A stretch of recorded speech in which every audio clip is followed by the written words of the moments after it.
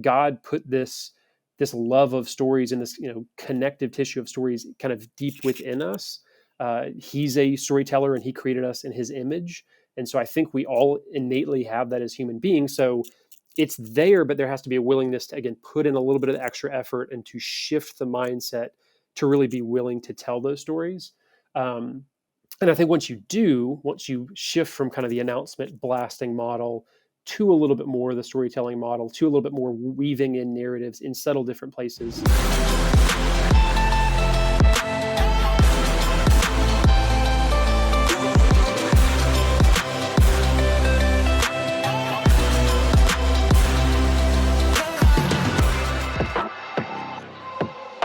Hey guys, Frank here with Tithely, coming to you with another episode of Modern Church Leader. I was about to say coming to you live, but we're not always live nowadays. So we're recording these things and doing some editing and having a good time with them. But we've been publishing a lot of episodes. We've been publishing every single week. So hopefully you're finding some value, enjoying the content, enjoying the guests.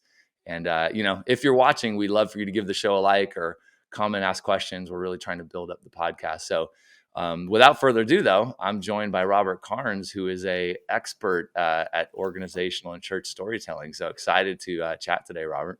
Yeah, thanks so much for having me on, Frank. Yeah. Why don't we just jump in and you tell everyone a little bit about yourself and your journey? And I know you work a lot with churches and storytelling and content and digital and all those things. So I'd love for you to just give a little bit of your background. Yeah, all the buzzwords. I've managed to cram several of them into my career.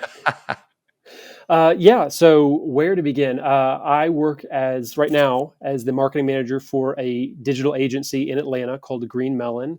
So that's my full-time gig, but it's been an interesting kind of career path to get to this point. It's not exactly what I thought it was going to be. I didn't know if I was going to get into marketing or not, but here I am, nevertheless. I started coming directly out of college, actually in the church communications field. That was not somewhere I expected to end up, or I guess to even start off with. But I worked for two different pretty good-sized churches here in the Atlanta area, both United Methodist churches, as the director of communications. After getting a journalism degree in college, I thought I was going to write for newspapers, but God had different plans and moved me in a slightly different direction. Yeah. Right. That's awesome. And I loved getting the opportunity to do that. I mean, obviously, it helped kind of deepen my faith, but also helped grow a lot of my kind of marketing chops because, as with most churches, if you have a communications person, it's typically a team of one, which is exactly what I was. And I was having to do all of the different things, both from digital, in-person communication, print communication, all of that different stuff. So that really helped me get a pretty wide level of skills and experience that really have helped me even later in my career. From there, I worked for a couple different nonprofits in marketing as well. One of them was Orange, who I was with for a couple of years, who I think most listeners are probably familiar with, the Orange Conference and the curriculum that's created for churches. And so I had a couple different roles within that organization, from kind of project management and editing to kind of in the marketing field with them. Yeah. And amongst all of those kind of different full-time careers, I've also worked in freelance, especially doing copywriting for a number of years, and have worked with a number of different organizations, including Tithely. And I just love writing. That's one of my passions, helping organizations, again, communicate very clearly through the written word, whether that's blogs or ebooks, all those kind of different things. And so that's really helped, again, supplement all the work that I do in my full-time job. And then I also am a published author. I've written a couple different books. I'm working on another one that will come out this year. And the common theme with all of those books has been storytelling and helping organizations really understand what storytelling is and do that better. Yeah. Love that. So going back to your church days, when you're a church communicator, number one, most churches probably don't have that role, right? So you naturally end up at probably a little bit of a bigger church, not mass. It doesn't have to be massive, but not the 50, 100 member church on the corner, but maybe the 500 member, 1,000 member plus kind of church that has a little bit more staff and a little bit more specialized roles. So, when you were there, what did you do? Like what's the church communications person do on a day-to-day basis? Oh man, what don't they do? I mean, I think it certainly looks a little bit different for every church. Every church's Yeah. needs are going to be varied, but yeah, I mean, it's the ultimate wears many hats role. I mean, obviously, I mean, gosh, just going through the list, everything digital from the website, social media, email marketing. Uh, that could be a job within itself. But then there's the print things. I helped oversee the weekly bulletin or the print mailed Hmm. newsletter at one of the churches that I worked at. Everything from even just kind of the church signage around the church. I At the first church I worked at was a little bit older and it still had one of those electronic signs that rotated through Yeah. messages. It was out on the street, and I had to be the one who kind of troubleshooted with that and made Right, sure to get right. the Well, at messages up least on it the was sign. electronic. It wasn't the kind with the, like, That's I don't true. even know what they are, the plastic letters that you put in there. Yes, I guess I was thankful for that. It was a little laptop in the closet somewhere where I had to kind of like go and squat down and type in what we wanted to say on the church sign. But yeah, I guess it was more modern than some churches are at, which Yeah. is also okay. Gosh, I'm trying to think of all the different other things. It really was all encompassing. And I mean, that was a benefit, I think. It was kind of overwhelming in the moment, especially coming right out of college, having to learn Mhm. all of those different things and handle such a specific kind of community like a church. Where there are so many demands, both from the congregation and the community, and then from all your ministry leaders. So even just juggling those like requests that would come in for promoting an event or promoting a sermon series or any of that kind of stuff that would come up. Um, Mhm. it really took a lot of patience and a lot of juggling a lot of different things and relationships. But again, I think that really helped me learn a lot. I gained a lot from that experience, both positive and negative. And I think it really helped set me up for success later on. Right, right. Yeah. What were some of the biggest challenges when you're working in that role, church communications, helping a church communicate effectively? I don't know. What are some of the things you faced commonly? Yeah. Just meeting the expectations of a lot of different people. Again, you're kind of reporting to uh, different members on the church staff, again, ministry leaders. You've got a lot of volunteers who are kind of very passionate about the ministry or the area that they are active in. And so Right, they, again, feel very passionately about making sure that they get their event announcement in the church bulletin or that it shows up on the front of the church website or it gets communicated from the pulpit on Sunday morning. And so just juggling all those different requests and expectations and different personalities uh, can be very much a challenge. And again, you'd hope that within the church that people would be understanding, that they'd be compassionate, and for the most part, they are. There's definitely mhm, lots of great people within the church. Again, both full time staff and volunteer, but again, they get passionate and they really care about making sure that their thing gets visibility. And so you have a lot of, I mean, really competing messages and competing ministries within the church. And so to make sure that all those voices are kind of singing in unison and harmony rather than creating a chaos environment, which right, often happens by default within many different organizations, but especially churches. Um, so to make sure that the people coming in, whether they've been a longtime church member and they're coming in on Sunday morning, or they're the brand new person who's coming off the street, that they're not bombarded by all these different things that they don't necessarily need to hear, that the right people hear the right information, and connecting those dots between ministries and the congregation and the community. right, right. Yeah. Did you even back then? I know storytelling is a big passion of yours.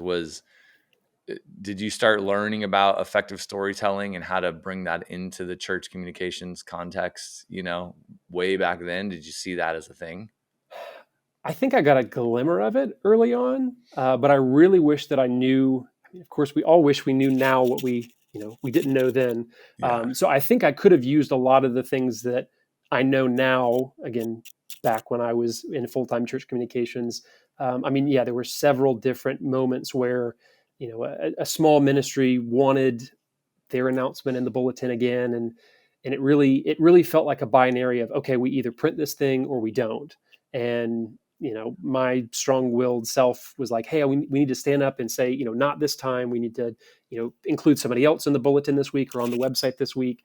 And I really wish I'd thought about it and had this perspective of, hey, what if we told a story instead, rather than put another announcement up, rather than simply communicate the time and location details of another event. Hmm. What if we took a step back and really collected a story from that ministry or from that event or about that volunteer and elevated them in a different way? Because again, that's a different perspective that helps to kind of cancel out some of the noise that's going on with all the announcements. But it really also helps something again stand out in somebody's mind. Again, if you're a church goer who's coming on Sunday morning and you open up the bulletin or you peruse the website or anything like that, any of the marketing platforms that the church has put together, if you encounter a story that's got a character and taking you through an actual narrative rather than again the default, which is just another announcement, Hmm. I think that really helps things stand out. So again, I really didn't get a chance to put that in practice when I was in kind of ministry, Yeah. but I really wish that I did, and hopefully more and more churches can realize that and create that kind of subtle but powerful shift in their churches and really help to transform how they communicate again to the congregation and to the Right. community. Yeah. Yeah. I mean, I guess fast forwarding to now, storytelling. I mean, it's no surprise why people love movies and TV shows that, like series shows that go on for a long time that have a Yeah, story. Like you get pulled into it and you want to know more, or you get connected to a character or whatever it is, right? Like it's not. We've all seen it. We all have something we've watched that we've really enjoyed or whatever. absolutely. So, how do churches do that? Like how do churches get good at telling stories and make that part of how they communicate? From the church out to the external world, whether it's to the members or to the community. How do they get good, or what does it look like? Maybe we can start at the beginning. Like, what does it look like to tell Yeah. stories as a church? I'm glad you went there because that's where I was going to take it as well. Like starting high level, and I want to get practical too. Like the tips are always really great, but I think starting with just even understanding what a story is or what even a story isn't, Yeah. because we fall into often thinking that everything is a story. We see, like you said, stories on Netflix or we see stories kind of in social media and all that kind of stuff, and they're all competing for our attention. But the true stories, I think, have four common elements to them, which in my mind, this is kind of my, what I always preach is they all have context, they all have character, they all have conflict, and they all have change. Those are the kind of the common elements that make up every single story that we hear. Hmm. And then what? Like, how do churches take that, right? I mean, that sounds nice and it's kind of some things, but what does that look like in a church? Like, again, I guess going back to the beginning, like how does a church start thinking that way and becoming a storytelling church? Yeah. I think it really begins by listening. We often so focus on the storytelling part of it, like we want to share and we want to create a video and all that kind of stuff, which is Right. fantastic and that's an important element. But we have to listen first, and Hmm. especially churches that are telling the stories of real people, people within your congregation, people that are on your staff, people that are volunteers with your church. You need to really take the time and create space to just sit and listen to them. And not every story is going to be shared immediately. Not every story needs to be shared in every context, but you need to at least, you if you're listening to this podcast episode and you're the one who has to take it on, maybe even creating a team around you, asking again other volunteers or other staff members to kind of like, hey, help me in this. Let's really listen in and lean into the people whose stories we're trying to tell, and I mean, again, don't just assume anything. You have to actually ask them and ask them permission and earn their trust to be able to tell their stories. And then actually collecting them into a single place. I talk about having like a storytelling library, Hmm. and that sounds fancy, but it could simply be a Word document that you're jotting all of your notes down. It could be an Excel spreadsheet or a folder where you're kind of gathering all of your different storytelling assets and all the different elements that you're going to need to create an effective video or to create an effective sermon illustration. So it's going to take time. It takes time to really listen and have those conversations with people and then write down everything or take pictures or videos or whatever you need to do, the assets in order to actually create a good story. But you can't do any of those things until you know where to look. And the Hmm. good news is, though, every person has a story. And because churches are made up of people, your church has stories. You just have to start looking for them. Right. How do churches or I don't even know the exact way to ask this. I'm just wondering like how churches grab on to this idea of storytelling being important?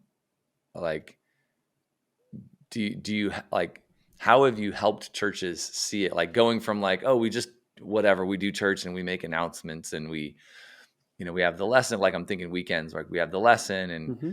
maybe there's a communion, maybe there's an offering talk, maybe there's worship. Like I know churches do lots of different versions of what church looks like. Oftentimes there's some form of announcements, like what's going on. It's the midweek service, it's the potluck, it's the kids camp, it's whatever. There's these Right. announcements. So it's like there's kind of this like template for what service looks like in lots of versions of the Sunday experience, and some churches have evolved that and whatnot, but I think a lot of churches have a real similar way of doing it. How do you help them go from Yeah. that into like telling stories? Like where does the light bulb go off and the spark of like, oh, I want to start incorporating storytelling into church? And then where do they naturally start to want to tell stories? Like stories about what? And Sure. what do we, like where do they usually go first? Oh yeah, yeah. This can get very kind of ethereal if you let it be. It's just this kind of general idea of storytelling. But yeah, I like Yeah. to make it a lot more practical. So to answer kind of the first half of your question, I mean, there really has to be a willingness, especially within the senior leadership of the church, to even try, because you really do have to buy into this idea. Right. Otherwise, you're just naturally going to fall into, like you said, the template of just, hey, we've got our 10 announcements on Sunday morning, and we're just going to blast them at people and hope something sticks, and we're going to do it again the next week. Right. And it really does work. I think we all understand that. We all like that's stories are just kind of everywhere, and we are inundated in them all the time, and all the different other platforms. And so I think we intuitively know that they work, that they can, kind of connect with us on a deeper level. The first book that I wrote, The Original Storyteller, was kind of all about that, especially from a spiritual standpoint. Like God put this love of stories and this connective tissue of stories kind of deep within us. He's a storyteller, and he created us in his image, and so I think we all innately have that as human beings. So it's there, but there has to be a willingness to, again, put in a little bit of extra effort and to shift the mindset to really be willing to tell those stories. Right. Um, and I think once you shift from kind of the announcement blasting model to a little bit more of the storytelling model, to a little bit more weaving in narratives in subtle different places. Again, you can't it's not a switch you can immediately flip from one to the other. It's got to be a subtle change over time. But I think churches really start, seeing the results of that. They start seeing people that are more engaged. They see people who are more willing to volunteer and be active within ministries. And so that's really why it's worth taking the time to do that. Where you do that, where you actually put that into place within your church.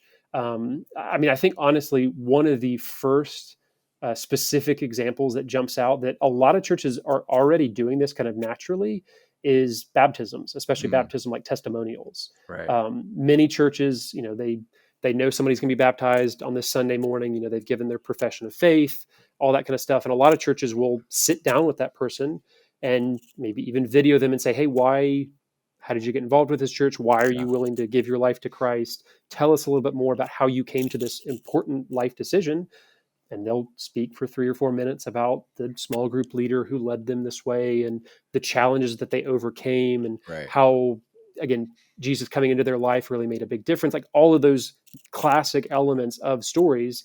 And then the church will show that video before kind of immersing the person in the baptism waters, during the worship service. And so I think that's a place a lot of churches are kind of naturally already storytelling, and so just use those same principles in other different places of how you communicate.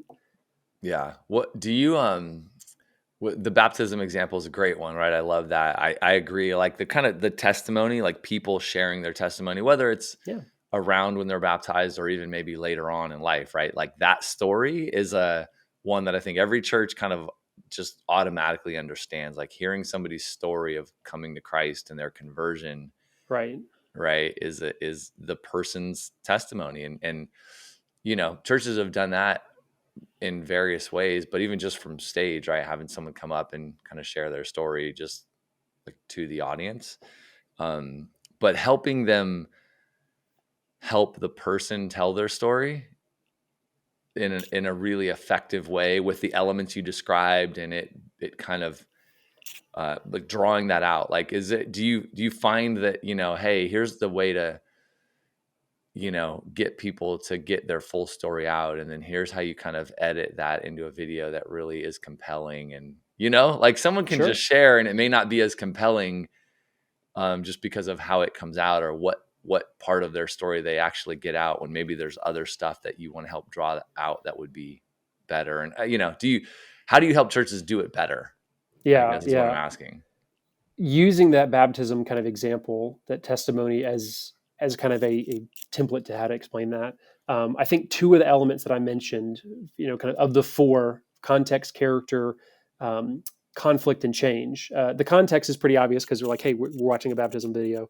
The character is pretty obvious because it's like, hey, this is the person who's coming to Right. give their life to Christ. So those second two are really the ones that can often be overlooked within storytelling, and that you can maybe really try to draw out of the person. Again, depending on who that individual is telling their story, might be easier, more difficult, but it's natural to want to shy away from conflict. Um, it's going to look different for everybody's, the baptism testimonial. Like, hey, I just kind of was ambivalent about life and I didn't Right. really care. I didn't have a purpose. And now I found Jesus. Sometimes you hear baptismal testimonials that, they're overcoming major things, addictions or physical injury or something like that. Right. So those are the ones that really stand out, but it's primarily because the before and after picture is so starkly different, right? The Right. before picture is really where that conflict is, where that challenge and that problem that they're facing. They meet Christ, and that helps them transform and change into what that after picture looks like. Right. So really, I think even thinking through that pretty simple and straightforward shift from point A to point B can be really, really important. And so when you're, again, if you're coaching somebody through what to say during their baptism testimonial, or even if it's a story about an event or a story about a ministry or something like that, um, just drawing on those two elements and really truly understanding, hey, what was the conflict? Why did you seek out coming to this event or giving your life to Christ? And then what was the result after that? How was Right. your life better? How has it been transformed and changed as a result of that? And if you kind of put those two elements in there, a lot of the rest will start to take care of itself. Yeah. Yeah. Yeah. I mean, I like just the idea of, having some good questions, drawing people out, kind of coaching them not to change their story, but just to Hmm. get out the meaty parts of it, and helping Yeah, people get to that stuff. Some people are great at it and it comes natural, and some people you right, have to kind of work with, right? right. So having someone that can come in and just really help draw that out, I think is super useful. What Yeah, and other I want to talk about, like getting your stories out, right? Because there's mhm. Sunday morning, but I also think there's this telling your story to the world, right? Getting the story of your church out into the community and that part of things. But before we go there, like what other types of storytelling do you see work really well in churches? I mean, I think once you kind of start to see that shift, you'll see a lot more opportunities to tell stories. Again, using the example of, rather than blasting an announcement, finding, kind of listening out for that story that may have come from last year's event, right? Right, Like instead of just saying, hey, the men's ministry breakfast is coming up on this date at this time at this location. If you've had that event before, go back, and this takes a little bit of time. You have to do yeah, a little preparation work. This can't be something that's done, excuse me, the week before. right, But if you can find somebody who attended that event and just ask them the question, like, "Hey, why did you come here? What right, did it matter? What did this change about your life?" And you may have to talk to a couple people yeah, before you really find that really good story. That's wow, this is going to resonate with people. But finding opportunities, thinking about, again, the person who's sitting in the pew, you're trying to ultimately get them to do something, whether that's volunteer, whether that's to sign up for a small group, whether that's to go on a mission trip. You want to think about that kind of action step that you want them to do, and then reverse engineer it a little bit. Again, not from a manipulative standpoint, because stories can very easily be manipulative. But you're doing this because you want your church to grow and your influence to grow within the church, but you right, also want to impact that person.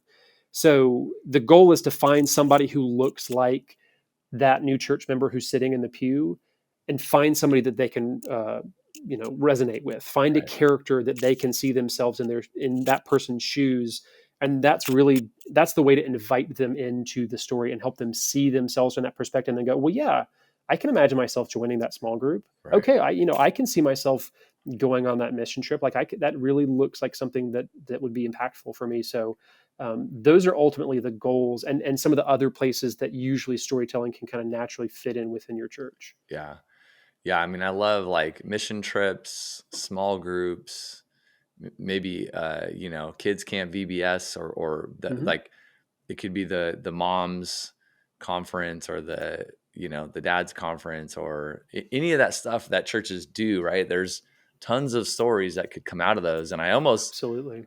think people should start thinking about it when, like, if they're, let's say they're doing VBS this year at this event, thinking about like, okay, next year when I start promoting our event at church, I Hmm. want to have really captured the moment here, right? At this year's Yes. event. So I want to Yes. get some video and get some stories of impact of kids and parents. And I want to show how it's, demonstrate how it's impacted the community. But I'm thinking about it this year's event because now I want to take all that, I want to package it in a great way to communicate to the church to promote next year's event, so like almost Exactly. a year ahead, like you're thinking a year ahead in the production of these kind of Hmm. things. Yeah, you're sowing the seeds that you're going to be able to reap, later, which Right. can be hard, and that takes that preparation. It takes having a plan in place of knowing what you're going to do, knowing who's going to be able to do that, actually going through the work of finding the right people, capturing the right video, taking the right pictures.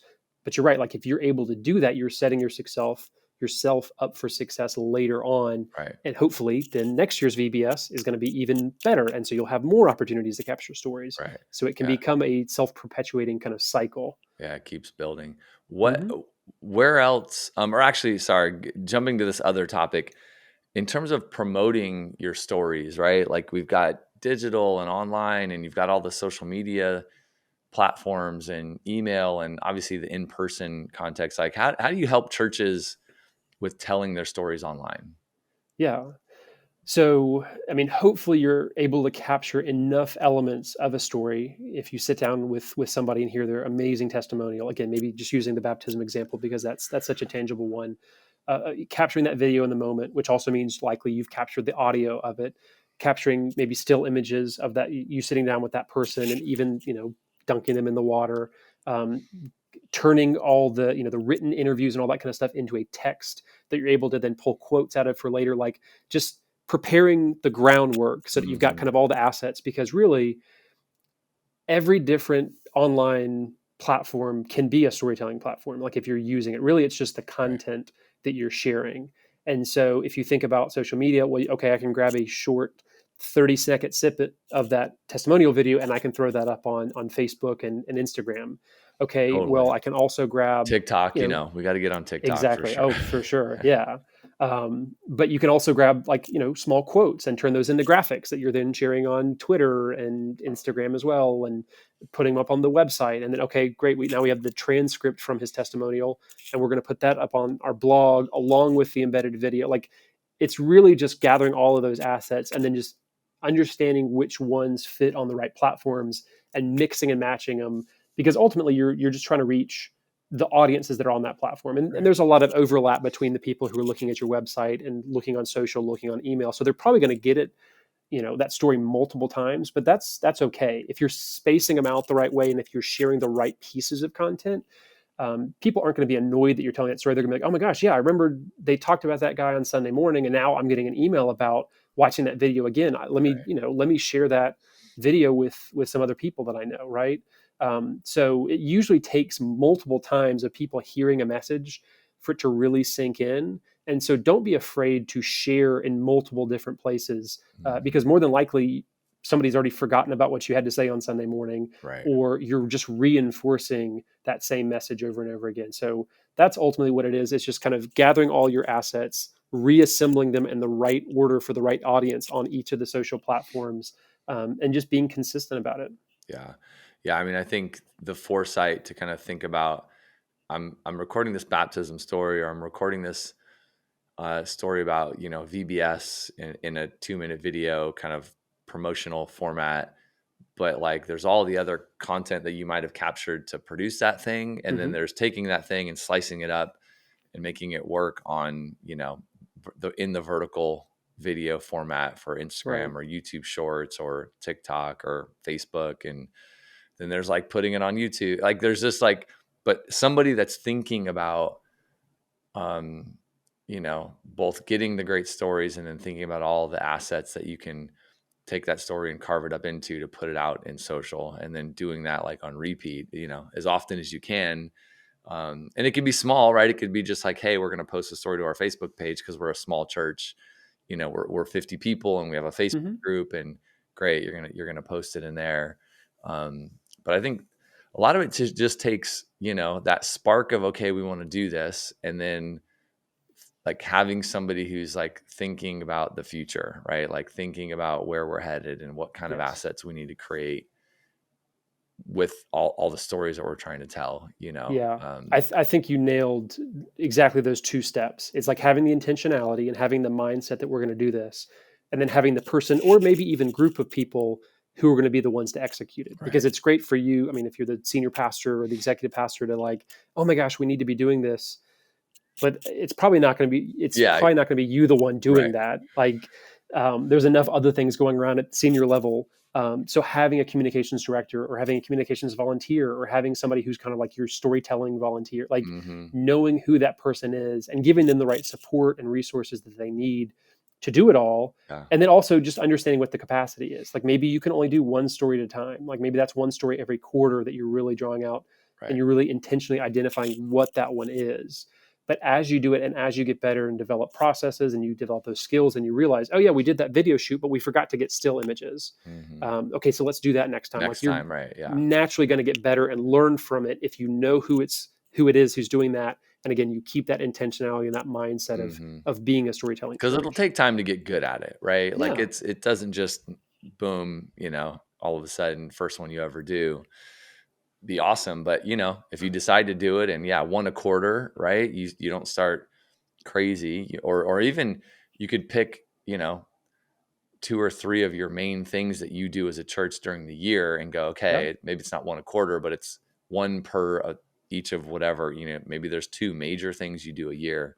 It's Hmm. baptism stuff, or it's a big event that you guys do, or it's a mission trip you do. And so you just say, okay, we're going to start really small, but we're going to try to do these. And then next year you can add a little bit and you learn some things so that when you produce the next one, you get a little bit better. And so, over the course of a few years, you kind of develop proficiency in doing this as a church. But it really does take time, like to get good at it and to stay Yeah. focused on it. Do you find that Yeah. the big key in all of this is leadership being bought in, like them being the driver, not necessarily the ones that have to do it or even can do it because maybe they don't have those skills, but is it leadership buy-in and kind of excitement around this? I'm sure that, I mean, if you really had a tenacious staff member who wanted to do this thing and get it done, like maybe you could sidestep some leadership buy-in, but ultimately, yeah. I mean, I think anything to happen within a church, you need the leadership to agree with it, to be able to support it with, giving the person the time and giving them the resources. So yeah, I mean, to really get it off the ground and to make it work, yeah, the senior pastor, senior team, elders, all those kind of people need to truly be on board, even if they're not directly involved. Right. But even just that level of encouragement and going, hey, they're going to be willing to share this video on Sunday morning, or they're going to be able to talk about it from the stage, or they're going to, encourage it with other staff members and other volunteers, like within meetings and all that kind of stuff. Yeah, I Yeah. mean, it's that smooths the path so much more to actually make it How do you viable. get the And yeah, buy-in? Is kind of where I'm at. Like what yeah. helps the church communicator or just the person on staff that is really believes in this? Like how do you what can they do to help get that kind of buy-in? Sure, sure. It depends on the senior leader, but ultimately, I find with so many pastors, if you can show them results and show them that, hey, we tried this thing and it worked. We tried to tell a story instead of giving an announcement, and before we had 25 event signups, and then we jumped to 85. Like a tangible kind of return on the investment for what it's Mhm. really doing. Like I think that really makes a difference. I mean, it feels good to be able to tell a story. It looks really cool to be able to kind of show those polished videos or testimonial quotes or whatever Right. online. But when it boils down to it, like a senior pastor is trying to grow their church, they're trying to reach more people for Christ. They're trying to get more baptisms and more people signing up for volunteers and all those kind of things. So that's why connecting each story to some sort of action step afterwards is really, really important, because Yeah. then you can really kind of measure the success of the story. Was it effective in actually reaching people and persuading them to take this next step? Right. So if you can kind of have a couple of those that you've tried out and you can kind of gauge the results on, and then go back and say, hey, it'd be great if we had a little bit bigger budget, or great if we had more volunteers, then we could grow this thing even more. That's usually where again, a senior leader is going to be able So the first to one, buy you just in. got to be really good at persuading. And then from Yeah, there, you just got to be good at knowing you need some results. You got to be able to track it and demonstrate kind of the impact along the way. I think so. Yeah. That is usually one of the simplest ways to do it. Again, there may be workarounds that you have to do, even just coming maybe with a plan. Hey, we haven't told this story yet, but here's what we'd really like to do. Right. Here's what we think that it could have a result from. That might be in lieu of actually having done it. That could be another workaround. But yeah, I mean, just presenting that senior leader with, hey, we've thought about this. We think it can work. Do we have your blessing to Right. move forward? And actually, we'll take care of it ourselves. I think showing initiative and Mm-hmm. putting a plan together that shows you've really thought about it and you know how you can execute it, and there are the resources around somehow to pull it off, and you've got ideas on the 4 people you can interview for your story, like really showing up the initiative, the plan, and taking on responsibility and being accountable for it. I think demonstrate, like, for the first time of doing something or trying, jumping into this, I think that goes a long way with senior leadership, right? Like really owning it, really showing that you can do it, and demonstrating that like you're going to do it excellently and it's thought about. Like that helps with buy-in. So like I would encourage Yeah. people, like that's a big way to kind of help your cause. If you're someone listening and you're like, okay, I want to do this stuff, I believe in it, I've thought about it, it's something that's been on my mind, and you want to take that next step, like put together a really good plan that demonstrates that you can pull it off. And I just think that Yeah. helps with getting buy-in. Yeah. And make sure to tell them that you listened to this episode of the podcast and that we said it was okay. Yeah. Like, we give you permission to tell stories. Well, man, this has been awesome. I got a few quick kind of rapid fire questions to ask you before we end here. All right. Let's do it. The first one, I mean, you've written some books, so this one's just an easy one, but I know you have one coming up, so I guess you can't really talk about that one yet because it doesn't exist. But what's a great storytelling book that you've written that people should check out? So that I've written. So my first book is The Original Storyteller, which you can go to originalstoryteller.com to check more about it and Okay. to get a copy. But it's a devotional that's all about going through 30 days of kind of different storytelling elements, where we see it kind of in pop culture, and then also where we see it in scripture, and kind of how it ties back into, again, God being the original storyteller. Love that. Yeah. If you don't want to read my book, another one, Building a Story Brand by Donald Miller is another really good one. It's not focused on the church specifically, but it's more kind of business and organizationally focused. But Right. it's a great resource Like for storytellers. practitioners, right? For the folks that are Yes. really into this, that's a great book. Yeah. To kind of take it to the next level. That's Absolutely. great. What's another book? Like, it doesn't have to be communications or storytelling, but just a book that you've read that's had a major sort of impact on you. Ooh. And don't say the Bible. Like, I get it. We know the No. Bible. Yes. Gosh, no. I mean, I'm an avid reader, so it's almost harder to just narrow down the list to one. I mean, I'm such in the storytelling mindset, so it's hard to kind of get out of that. I guess I can just mention two that are still in that kind of lens. So I just finished, I think last month, a book called Story or Die by Lisa Kron, Cron. She's written several other storytelling books, and she's just fantastic. So that was a really interesting one. And then more church related is Less Chaos, Less Noise by Kim Meyer. It's like probably one of the best books about church communications and how to navigate those troubled waters of different ministries and different volunteers and Yeah. all that kind of stuff. So that's for the kind of specific church context. Love that. Love that. Yeah. What's a podcast you're listening to right now? Ooh, I think one that I really like is called How to Take Over the World. It's kind of profiles of different individuals who really made an impact on the world. He'll kind of do either single episodes or multiple episodes, kind of featuring a person. But I mean, people like everybody from like Napoleon and Genghis Khan to Steve Jobs, and the most recent episodes are about Walt Disney. Okay. So certainly fascinating figures in history, and I mean, just the kind of his style of telling the stories about these people is it's almost just like a friend just kind of reading the Wikipedia page of the Yeah. highlights of these big figures. So it's a really cool way to kind of get a historical context of, again, really important people that we can learn from. Right.